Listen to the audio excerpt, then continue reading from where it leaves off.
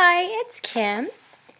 Again, the Tattoo Type 1. I am, as promised, doing a video about bolusing, and I decided that I wanted a snack, and I'm having coffee and some cookies. Cookies probably not the best choice I can make, but the coffee's really good because they made it with stevia and some soy milk. It's only about 10 grams of carbs. Carb counting is really important for type 1 diabetics or for any diabetics because, and I'll be doing a written blog about some of the choices that we make and some choices that are better for diabetics to make versus some that are not so good for us to make. What I'm using, or what I usually use when I don't know specifically how many carbs I'm about to eat, I use what's called the Calorie King. There's an app for my phone.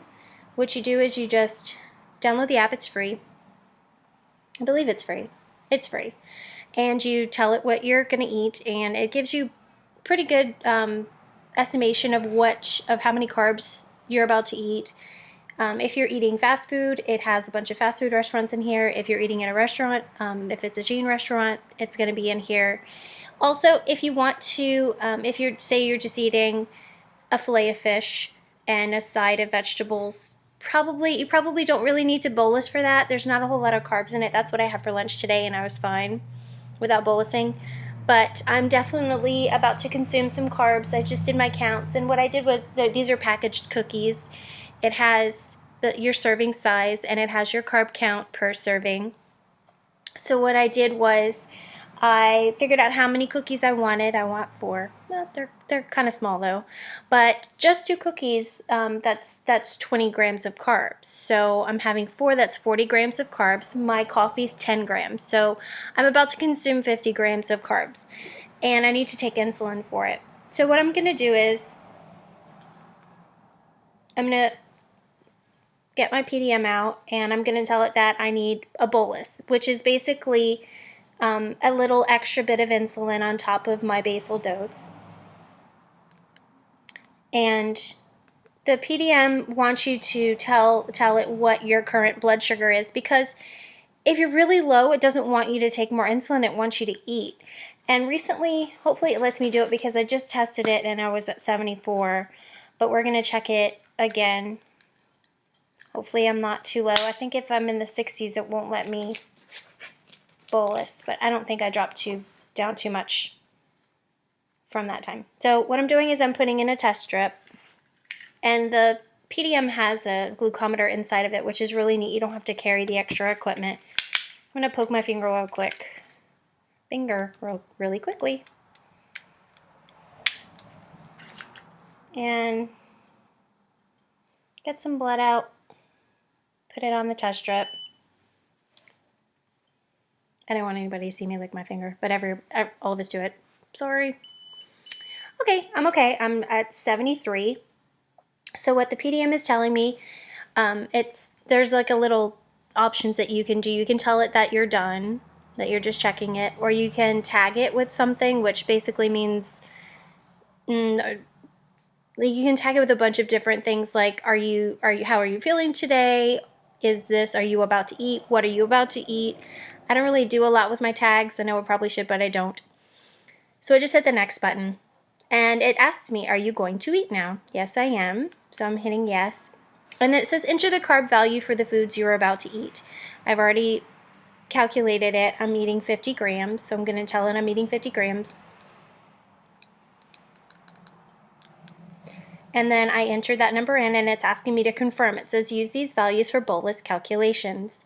So whenever you go to your doctor and you get started on an insulin pump, what they're going to do is they're going to figure out how much insulin you need per grams of carbs.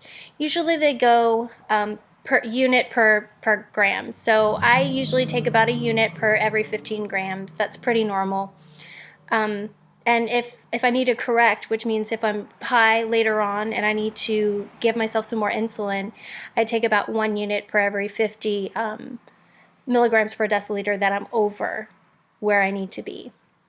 So I know that sounds really confusing. I'm going to write down a blog about it that explains everything. Oops. I just kind of have to go back because I talked too much and it wouldn't let me bolus. So I'm going to tell it to give me enough insulin to eat 50 grams of carbs. I'm confirming it, and it's calculated it for me. It's telling me that I need 2.35 units. Oh, you can't really see it because it's bright, but oh well. It's telling me that I need 2.35 units, so I'm going to hit enter. And it's telling me, do I want to start the bolus? The PDM, just like when you're changing it, it has these checks. It asks you multiple times, are you sure you want to do this? I'm usually pretty sure when I need to do anything because I'm hungry, so I'm going to confirm it, and it's going to start the bolus. Now it beeps twice, and then the pod starts to tick because it's giving insulin. And you can't hear it. I can barely hear it, but it's ticking. So what it's going to do now is it's going to go ahead and deliver the 2.35 units that I need to eat my snack. And then it's going to beep and it'll stop, and then it'll just go back to my regular basal delivery. And that's it. That's what we bolus for. We bolus when we want to eat. The only other time that we give ourselves extra insulin other than our basal dosages is when, like I said, we need to correct. And I'm going to be doing, oops, I hit the cancel button. Never done that before. Let me fix it.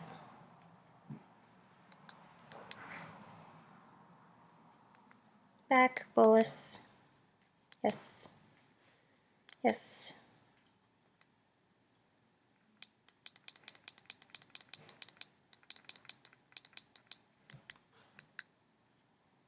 Enter, start. Okay. I just had to tell it to give me a little bit more insulin, which is fine. I'm just gonna go ahead and probably drink a little bit of juice after I'm done, and I'll be okay. If I run a little bit low, that's fine too. I know how to correct that.